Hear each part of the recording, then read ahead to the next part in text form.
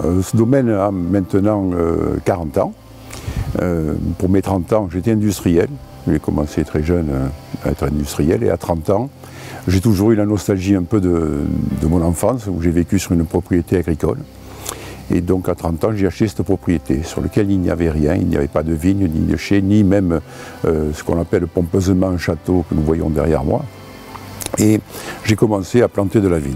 Après 45 ans, j'ai décidé de me consacrer uniquement au vignoble que j'avais créé. Nous avons commencé à commercialiser nos vins en 1994.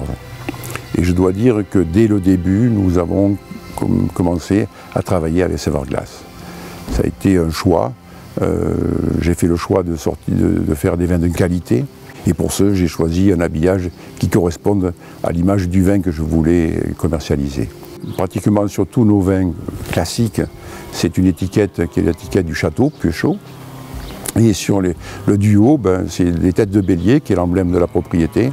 Donc avec une gamme très simple, une gamme qui s'appelle Argali, qui est la gamme duo, avec rouge, rosé et blanc maintenant. Et la gamme Prestige, pareil, rouge, rosé et blanc, avec une bouteille bourguignonne qui s'appelle la Caudalie, qui est également de chez Sèvres-Glace.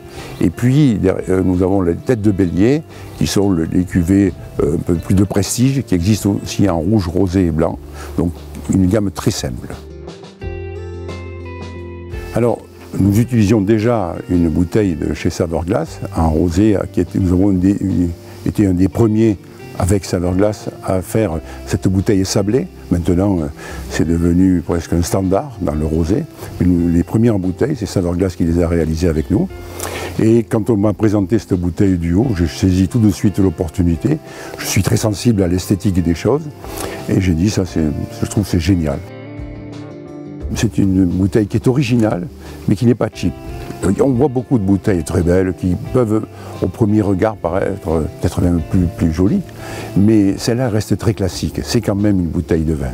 Ce n'est pas une bouteille de parfum déguisée, ce n'est pas une bouteille d'alcool déguisée. Elle a encore la personnalité d'une bouteille de vin. Très sobre, mais en même temps très originale.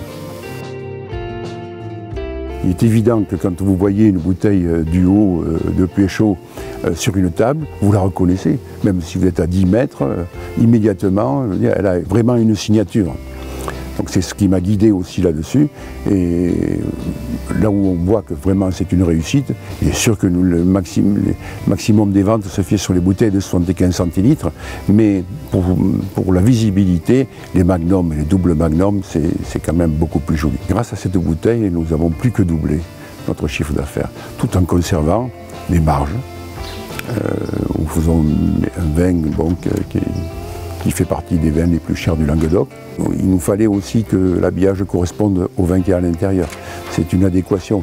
Si le vin n'est pas très bon, on va faire un coup et on va acheter parce que la bouteille est belle, mais on ne rebelle pas à l'achat.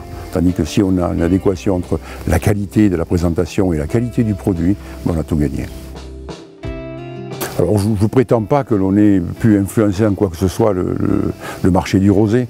Le marché du rosé, il se portait bien avant que nous commencions à sortir cette bouteille.